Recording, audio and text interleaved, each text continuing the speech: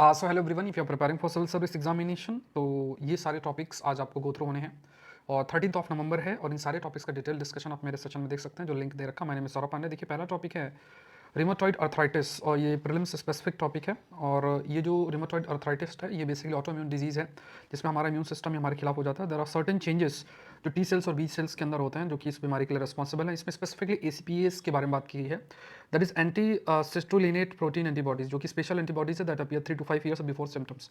इसके अलावा इसमें कुछ कंसेप्ट भी हैं, जैसे इम्यून सिस्टम प्राइमिंग का कंसेप्ट है, जिसमें जो इम्यून सेल्स हैं they are getting ready for to act even before any visible disease sign appears. इसके बाद कीमोकाइंस के बारे में मेंशन है, जो कि स्मॉल सिग्नलिंग प्रोटीन है made by cells to guide immune sales.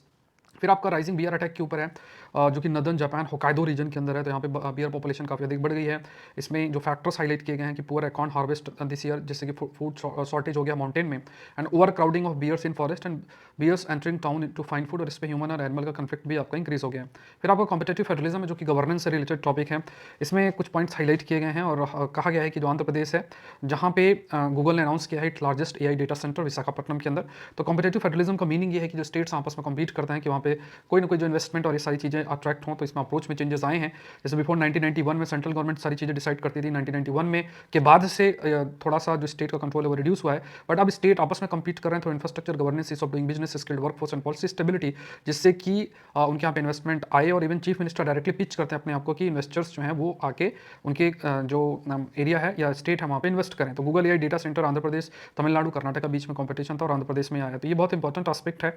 इससे जो ओवरऑल कंट्री का जो इकोनॉमिक ग्रोथ है that is also going to increase. इसका डिटेल डिस्कशन आप मेरे सेशन में देख सकते हैं। AI लेबलिंग रेगुलेशन फ्रेमवर्क है, फेक AI जनरेटेड वीडियो है फाइनेंस मिनिस्टर का, उसकी वजह से स्कैम को एंडोर्स किया गया, जिससे फाइनेंशियल लॉस सिटीजन को हुआ।